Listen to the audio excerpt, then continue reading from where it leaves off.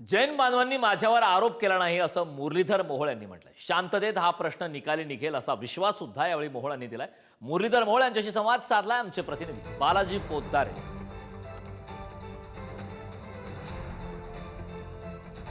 पुण्यातल्या जैन बोर्डिंगवरून राज्यमंत्री मुरलीधर मोहोळ यांच्यावर गेल्या 15 दिवसापासून आरोप होत आहेत। मात्र आज स्वतः मुरलीधर मोहोळ यांनी इनिशिएटिव्ह घेऊन जैन बोर्डिंगमध्ये दाखल झाले, तिथल्या मुलींशी चर्चा केली, आंदोलनकर्त्यांशी चर्चा केली। आपल्यासोबत स्वतः मुरलीधर मोहोळ आहेत। अण्णा, काय चर्चा केली? गेले 15 दिवस तुमच्यावर फक्त आरोपच होत आहेत, सोशल मीडियावरून होत आहेत, राजकीय नेत्याकडून होत आहेत। या समाजाला तुम्ही काय आश्वस्त केले आज जाऊन? नाही, माझ्यावर आरोप कधीही जैन समाजाने केले नाहीत। कुठल्याच जैन समाजाच्या पुण्यातल्या एकाही माणसाने, एकाही व्यक्तीने केले नाहीत। जे केले ते राजकीय लोकांनी। राजू शेट्टी आले राजकारण करायला, ते टीका करून गेले निघून।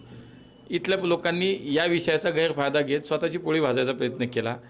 आज मला असं वाटतं की खऱ्या अर्थानं मूळ विषय बाजूलाच राहिला आणि कुठं भरकटत हा सगळा विषय चालला होता। म्हणून 2 दिवसापूर्वी या आमच्या जैन समाजाच्या जे जैन मुनी आहेत, जे त्या या विषयासाठी तिथे बसलेले आहेत, आंदोलन करतायत, गुरुदेव तिथे बसले जे आहेत, तर त्यांनी 2 दिवसापूर्वी आवाहन केलं होतं आणि त्यांनी एक व्हिडिओही पाठवला होता की आप पुणे के MP हो, खासदार हो, हमारे इस पुणे नगरी के आप राजा हो, यानी कि आप जनता के प्रतिनिधि हो।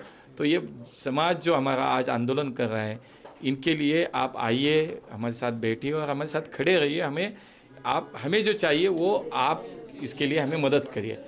याच्यानंतर आज प्रत्यक्षात त्यांच्याकडनं एक शिष्टमंडळ दुपारी आलं। ते मला भेटले आणि त्यांनी सांगितलं की गुरुदेवांनी सांगितलं आपण येणार आहात। तर म्हटलं येतो। म्हणून मी आज गेलो, त्यांच्याशी चर्चा केली, समाजाला आश्वस्त केलं। समाजाचं म्हणणे हा विषय थांबला पाहिजे, हा विषय रद्द झाला पाहिजे। मी निश्चितपणे समाजाला सांगितलं, मी गुरुदेवांचे आशीर्वाद घेऊन सांगितलं। त्यांनाही त्यांची जी मागणी होती, त्यांचं जे म्हणणं होतं, ते मी खूप आदरपूर्वक त्यांच्या मागणीचा मी त्या ठिकाणी विचार पण केला आणि त्यांना हे सांगितलं, सगळ्यांच्या समोर सांगितलं की निश्चितपणे पुढच्या काही दिवसात हा विषय संपलेला असेल, यासाठी मी प्रामाणिकपणे प्रयत्न करीन।